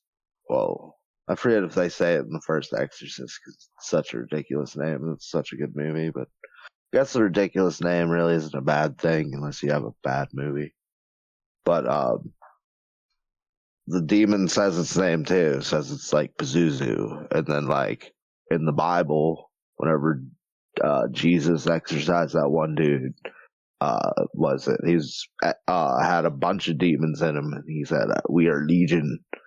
Yeah. So like, I don't know why the demons tell their name if it gives you dominion over them. Well, Legion. Okay, so I listened to a podcast called The Dark Paranormal, and I have listened to it every single episode, I'm pretty sure, since it came out. Like, me and Casey had just started dating, and like a year or two after that, she was telling me about that show. And it's been 10 years now. So that show's been out for a very long time. So I've learned a lot about things that are like in that realm kind of deal. And like Legion is like basically a general to Satan. Like Legion is like an extremely powerful demon. And Well, that's like retroactive demonology stuff. Like the only like direct Bible thing is like oh, I get what you're saying. Legion is more of like a cluster of demons possessing this one person. Yeah, but Legion is so you know how like I don't know. I'm sure you've seen plenty of anime or plenty of shows or whatever where it's like this cluster is actually one being. Like we all share the same life force kind of deal. Like that's kind of what he is. But like yeah, like that's like but he's like basically like an extreme higher up in like the devil army kind of deal. But there was a case that was on that show that where it turned out to be Legion or whatever. Because what it is like the show. Everybody check out Dark Paranormal. This shit's actually pretty really good storytelling. So they are user submitted stories or extremely famous cases, which there's like hardly any episodes that do that. It's only like user sent in stories about their experiences. But I think this one was a famous case where, like this shit happened to this little girl, and little girl turned out to be possessed and said, "We are Legion," and actually eventually died, like during this entire like insane thing that happened. That's So crazy. yeah, yeah, man. Like there's this one story where like this family, like the person that's the user, right? Like the listener that submitted their story, like has family in India and ended up getting like fucked up by an ancestral ghost or some shit like that. I forget, but anyway, this demon that was haunting their family or whatever attached itself to her or some shit and came back to the US and like she had to go back to India to and figure out information on how to exercise this thing and like they did it and whatever and everything's fine. But yeah, dude, there's a lot of like crazy ass fucking stories on that thing. Like the haunted college room that was like well like there was like really bad fucking shit happening in that one and it was a two-parter and like I had Like a sorority. this It's like, oh, the panties went missing. Who could be at a who is the dastardly culprit at hand? well there was a room that was closed off in between their dorm manager and them and this dorm manager like whenever they like eventually went to them or at least one of them did was like dude the storytelling in this fucking podcast is like amazing. Like it, like even if you don't believe in that kind of shit, like you will get fucking sucked in because it's like a narration talking about everything going over, and like the dude is just so good at it. But Yeah. this Yeah, me room, and Nathan used to watch or listen to creepypastas like all the fucking yeah, time. dude, creepypastas were so much fun when we were younger. Like that shit was cool. Yeah. But anyway, there was like this room that was like blocked off, so that number skipped that number, went to him, whatever. And this room was in there, and like everybody knew that the room was actually there, but it was like closed off or painted over or whatever the fuck. And what all this fucking crazy shit was happening. Like they would wake up with like cuts on them and shit like that, and like like just feel real sick and be very scared like all the fucking time.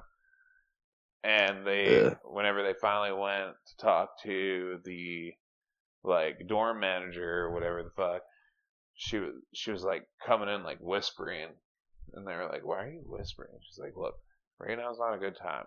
Come back at like 2 o'clock tomorrow. Like just come back at like 2 o'clock tomorrow, like in the middle of the day." And then she came back. She invited her in the house, and into her like dorm manager room, whatever the fuck. And she was like, "Because it watches me." I'm like, what do you mean? She's like, "Keep your voice down. It can hear." Or no, that was at night. She was like, "Keep your voice down. It can hear like somebody's listening. Like Yeah. you can't be. Just come back at 2." Came back and was like, "Look, that door leads to that room that was closed off, and I don't open it." She's like, "You can hear the scratching in the walls. You can hear all this like crazy fucking shit, and like we know it's watching." And it's like, Ever have any Amityville horror stories? no, I don't think they covered that one. I could be wrong. Maybe they did. I could be wrong though. But anyway, Oh, huh? I watched like so much shit on the Amityville horror. I probably watched like at least 9 movies, and then like I forget if they had a series, but I probably watched all of them. And then, um, yeah, I think it got like really goofy, and they were like, "It's an Indian burial ground," and then like the house catches on fire, It's and it's such a like cop out, man. The Indian it's. burial ground is like, I I like how they did it on South Park. don't know. There was like this pet store, and he bought like an Indian graveyard, and it like pissed him off because he couldn't build there, so he dug up all the Indians, pissed on their skulls, and buried them upside down. What the fuck? It's like, yeah, because like how there's just like the trope of like, oh, you desecrated the land. It's like, well, I really desecrated it. Yeah. That was like my favorite story from there, though. The other fucking badass one. This is gonna be the last thing I tell you about that podcast because we gotta get on with the show. But there was like something like you're saying, Indian burial ground. Yeah.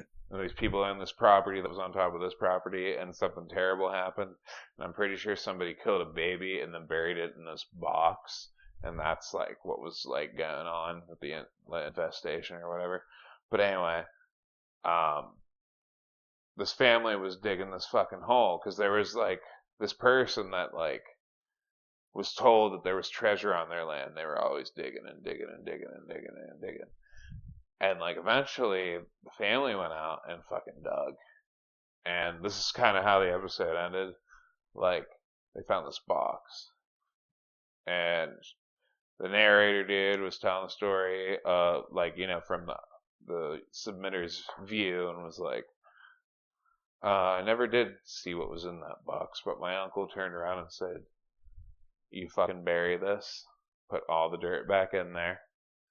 You are never to open that box." And I was like, fucking like, dude, that's like not even like that is like such a fucking cliffhanger. You know what I mean? Like the dude's good. The dude's fucking solid. The guy that narrates that fucking show. So good. The host. Man. Yeah. But yeah. There's check that out. there's a story I think you heard of where was it Slipknot wrote a song about this incident, but there's this chick that was like murdered by some serial killer, and he buried her in a box, and like the box was like, he wanted the box to be small, so he like cut her like legs off like at the knee, and then buried her with a bunch of like different colored sheets around her head. And whenever they found her, she's like all like a skeleton in a cornfield box kind of thing.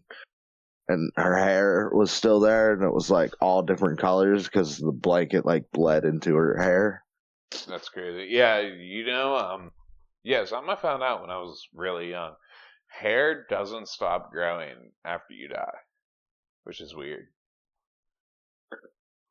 Like, I forget because I think I seen like things about like I heard that your fingernails don't grow as well, I but think, then I yeah, that heard sounds that familiar. they're both a myth, and what is actually happening is decomposition makes the skin Recede.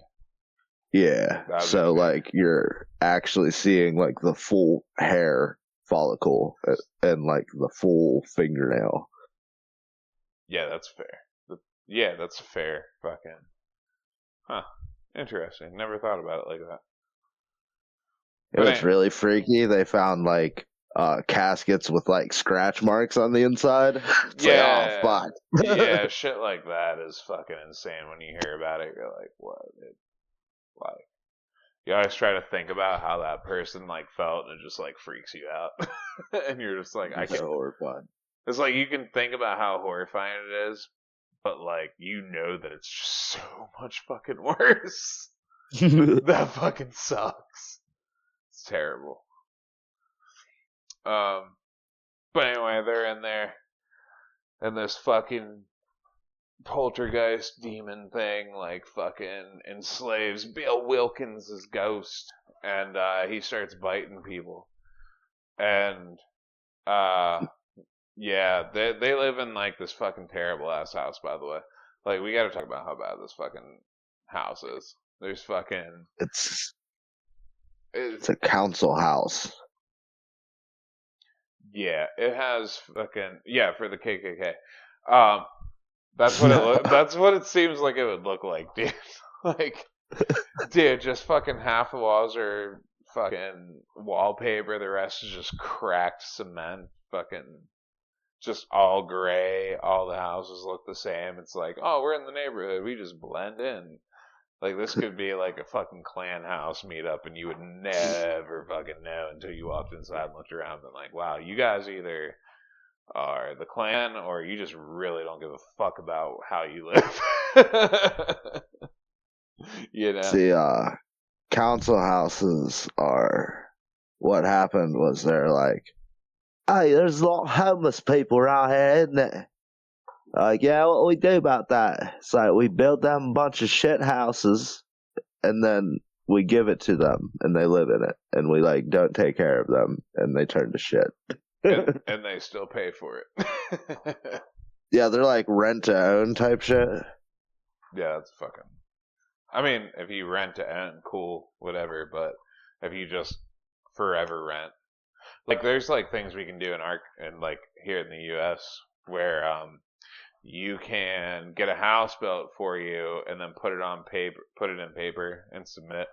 Um, I don't know anything on this house, but when I die, the government takes it, which is like pretty sick.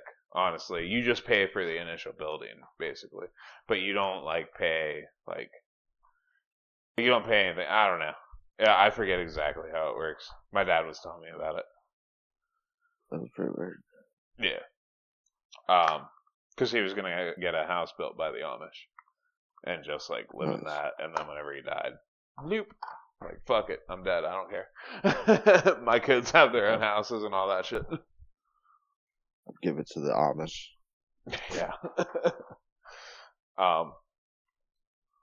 But anyway, house looks like fucking absolute. It looks like somebody who definitely. It looks like a couple people died in it, and this nun demon dude, fucking or girl, whatever the fuck it wants to be, um, enslaves the ghost of Bill Wilkins, who died in the chair in the corner, this old cracked up leather chair, um, from a hemorrhage of the brain, as the people said in the movie. And he bites people, and then eventually there's this really creepy scene where they interview the little girl that is being possessed, that's part of the family, and it's just like totally fucking enslaved, and it I don't know. You fucking I know you like that scene, didn't you, Mike? What was that? The one where they put the water. She takes a gulp of water and like holds it in her Yeah, mouth, and they have to turn around while it talks to them. Yeah, that was yeah. pretty They crazy because in the pretty sure they background. would. They did like a voiceover, whatever she would like say the voices. She would do the voice, whatever she was getting interviewed. But she had like she was really good like facial actor and shit. It's like impressive for a child. And then like whenever they did that scene, they did this thing where he was like, "I'll turn around," and then like it the main dude like turns around. Well, everybody turns around, and then the camera like Well, focuses on the main dude in the foreground, and then the background kind of blurs, so you can see the girl, and yeah, then the it's light goes out, and it shows like half of her, and then it superimposes or whatever. Does some film trickery to impose his ghostly face on her face and shit. That's sick. yeah, yeah. That's what I was just about to ask you about. If you like caught exactly what was going on there. Yeah, it's just hyper focused on him speaking, and in the background, like Mike said, some fucking trickery or fucking some shit. It looked like the little girl was slowly like transforming into this like evil ass fucking thing. And dude, I don't know why, but that one line that he said like gave me fucking chills and still gives me fucking chills whenever I think about it. It's like, well, why don't you move on? And he's like, 'cause that's what I chose to do. And it's like, well, why don't you just move on? What's wrong with going to heaven? And then like there's like a pause, and like this is the part that got me. It was like, I'm not a heaven man, and I'm like, why is that fucking freak me out so damn bad? Like it was just so fucking good, man. Like this movie, I don't know. Let's just like say it real quick.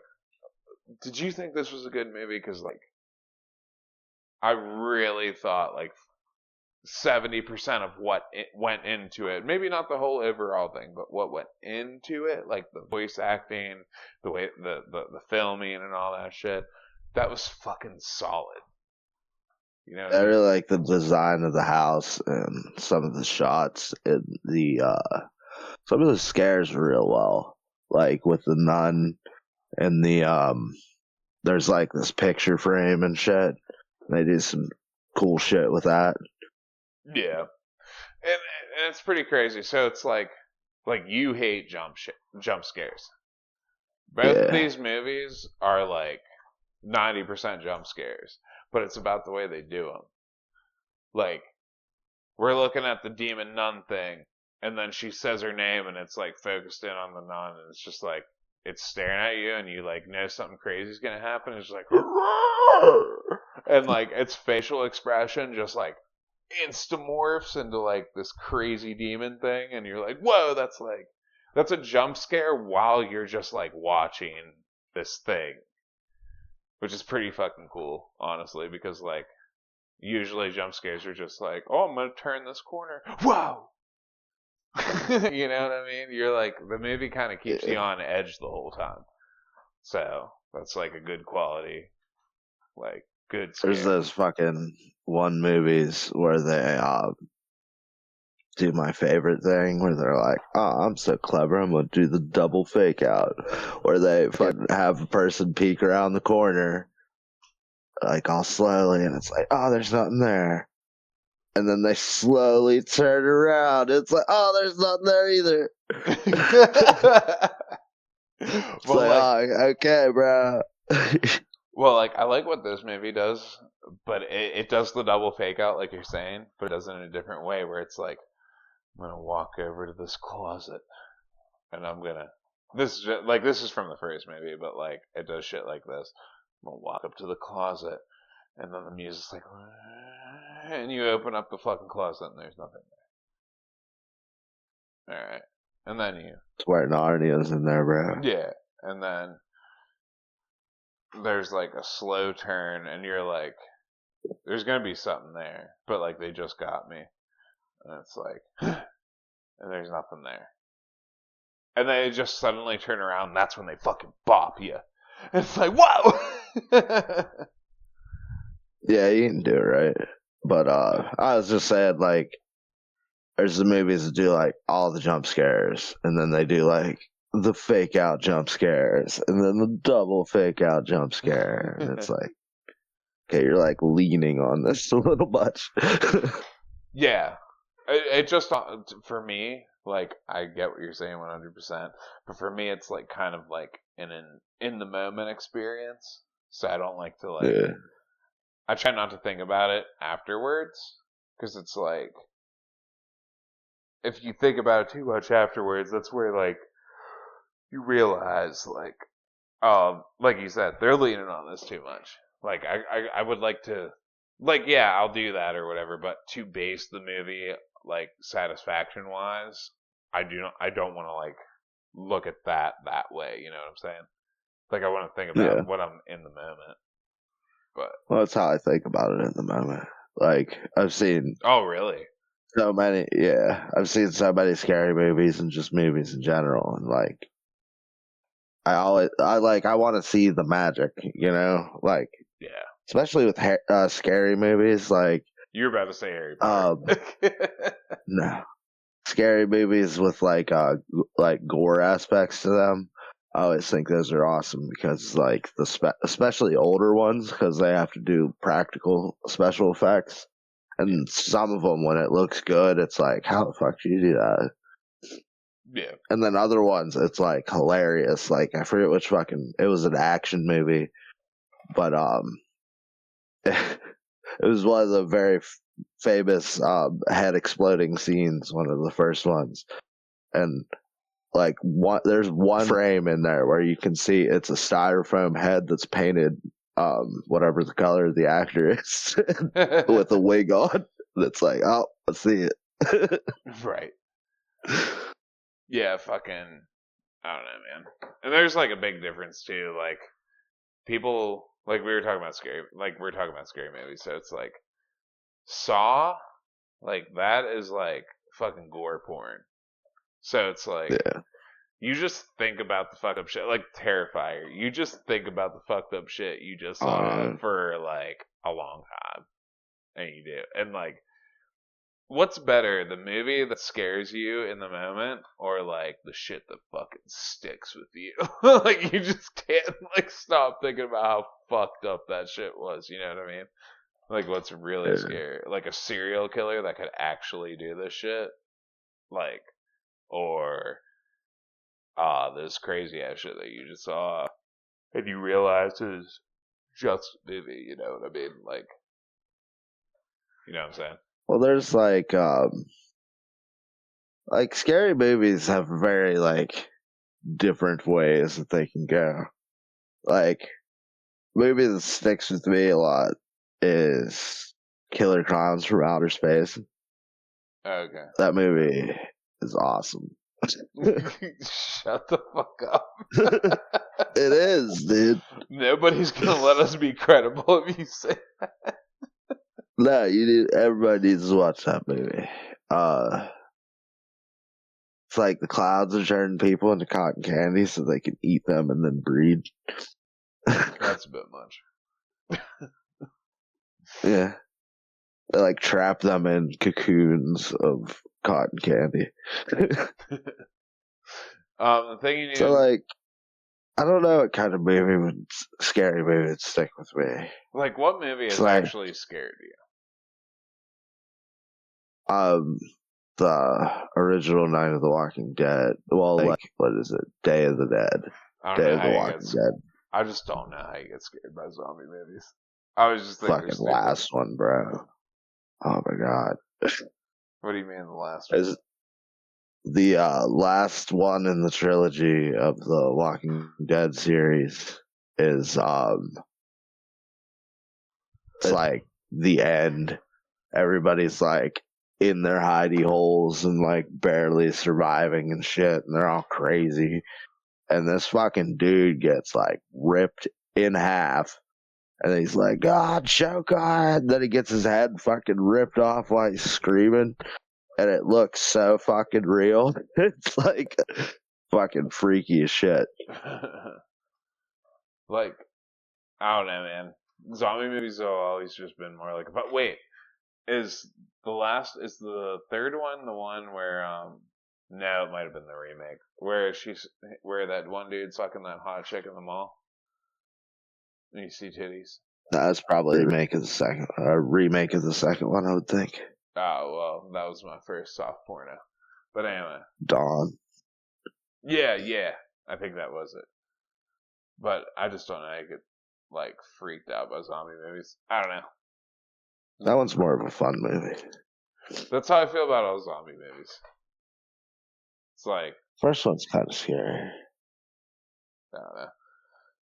But yeah, by the way, the person that is talking, like Bill Wilkins is talking through, is their little daughter who is possessed by the entire thing going on.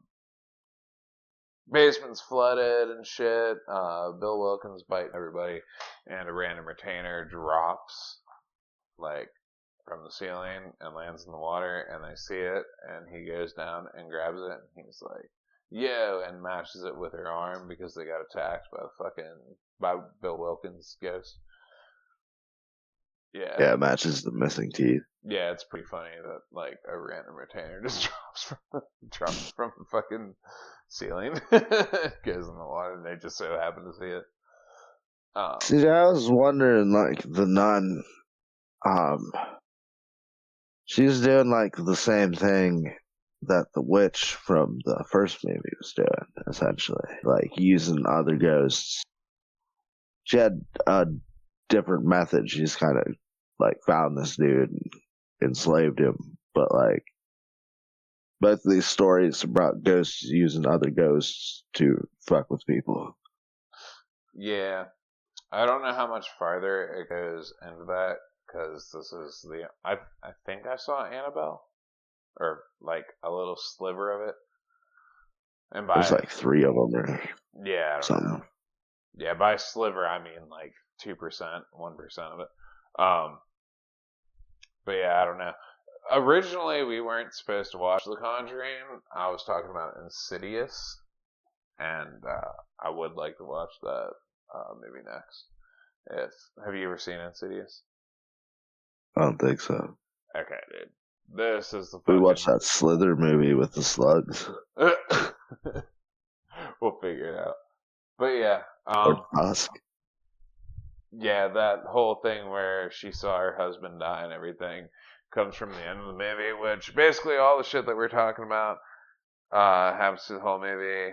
And by the way, that demon doesn't give a fuck because cops come to their house and a chair like fucking flies across the room. And the next scene is like a cut to them leaving the house. We're like, well, there's nothing we can do here.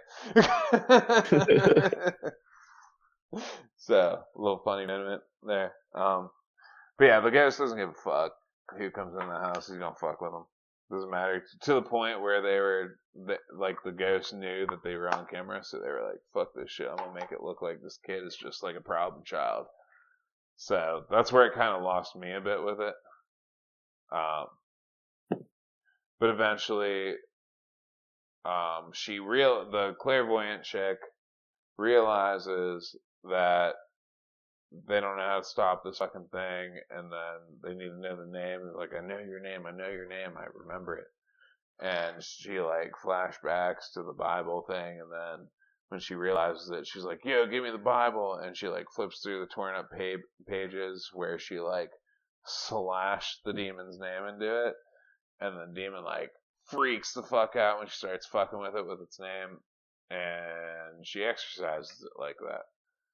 And her husband, who was supposed to get like fucking impaled by a tree, like a whole ass tree that was like snapped off during a lightning storm that was happening right there, she grabs grabs the kid's arms from jumping out the window because she's possessed, and that's what she's trying to do.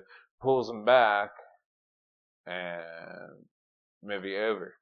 And then he comes in with this toy that they had, which we're going to talk about here in a second, and shoves the toy from the first movie that was possessed over and puts it in its place because they have a giant fucking haunted item collection in their house, which is fucking like the most stupid fucking thing I've ever heard of in my entire life.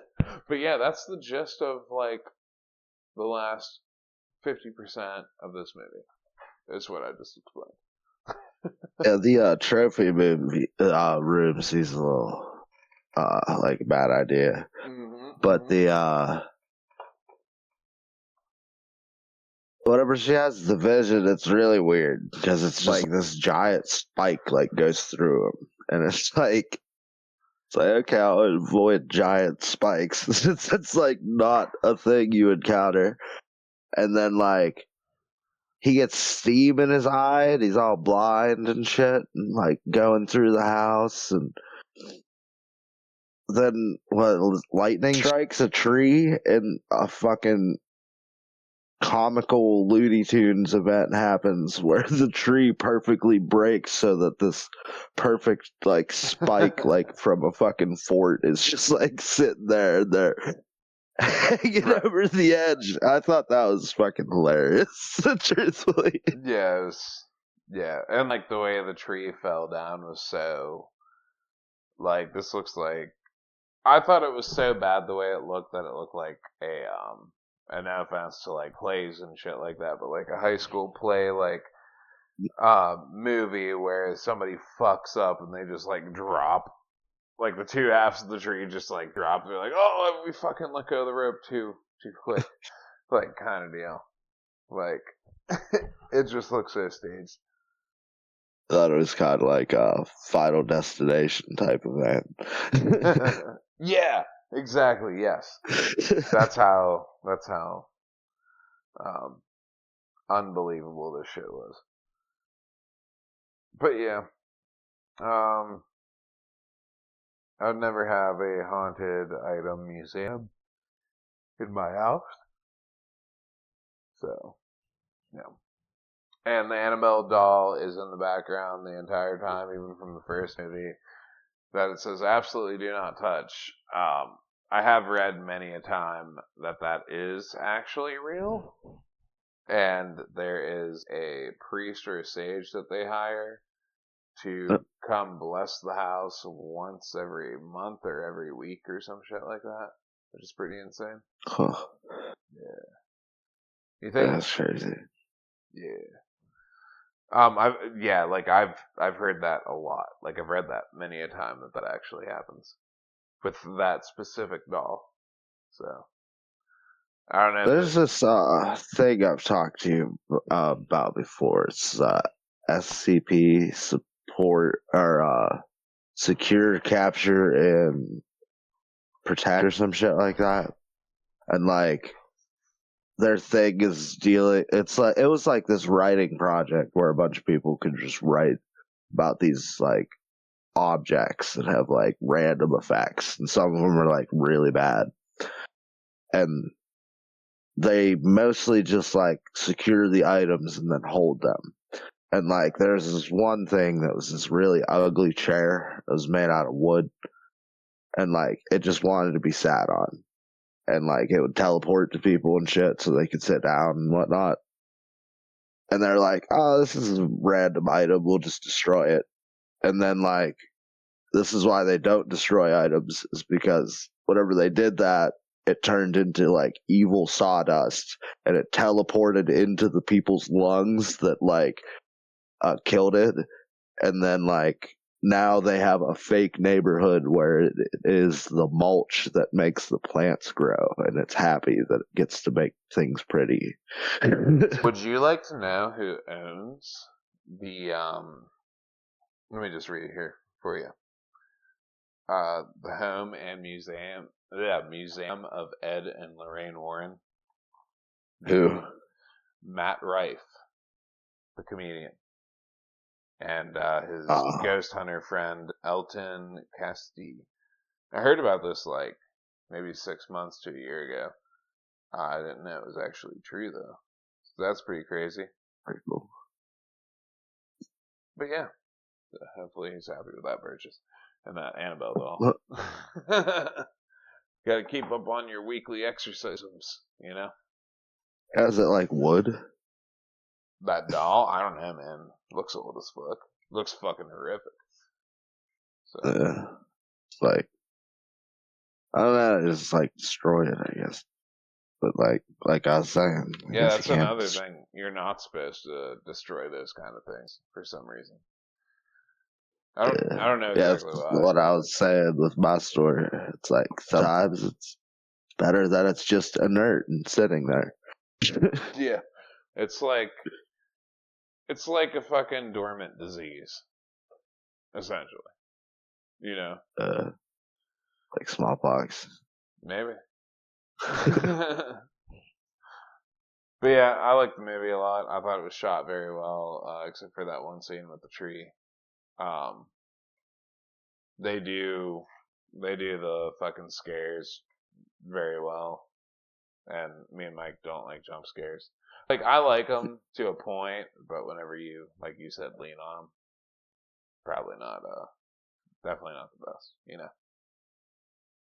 Like the nun would like scream with her normal mouth, I think, and then she did this other thing Her mouth where she just had like goes gaping and all crazy. yeah, and it's black and these like spike teeth come out. Yeah. That's pretty cool. And her eyes, like, because she's got like the cool contrast of where she's a ghost, she has black or white face on.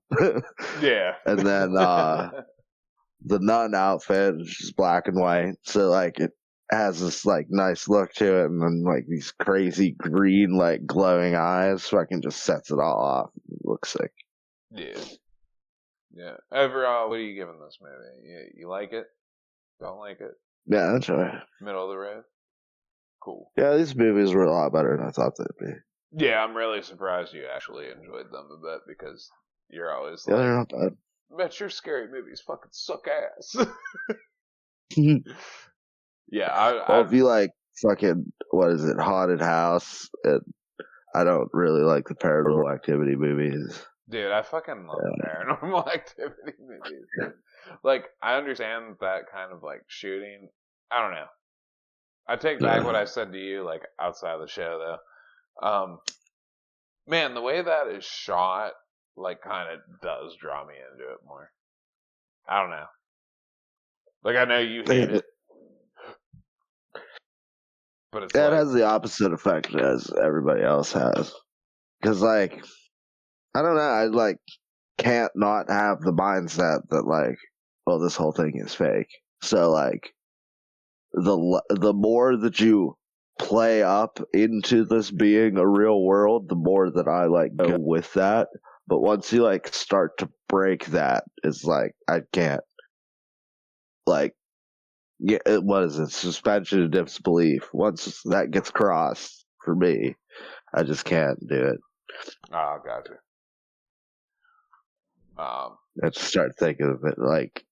See, that's another thing. Like, horror movies to me like can't really be bad unless they're boring, because usually they're either scary and like kind of interesting and cool, or they're like hilarious. Yeah, that's fair. But yeah, going forward through the October shit, probably gonna shift off Conjuring unless we, I don't know. Basically, Mike, do you want to do another Conjuring movie or no? Do you want to jump into it? You can just watch them until they get bad. Or do you want to switch to Insidious to like actually experience that like fucking crazy ass thing? That Let shit's me like, try to think of a good horror movie. yeah. We already watched Army of Darkness and Evil Dead 2. Yeah, but we didn't do it for the show. Like, Yeah. yeah, yeah, yeah. I'm with you. I got a mindset with you. Actually, we're linking right now, brain wise. Like we're on the same wave. Yeah, yeah. Hell yeah. You think of something fun. I know exactly what you're like trying to tell me. Like, Oh, we could go. We could go fucking. I don't know where to watch this movie, but we could always watch Dracula 3000. I think it has Ludacris in it. I'm down. Luda. All right. We'll catch you guys next time. Peep the fucking Discord link in the description. Join us. Come hang out. Play games. Watch movies. It'll be a good time. Adios, muchachos.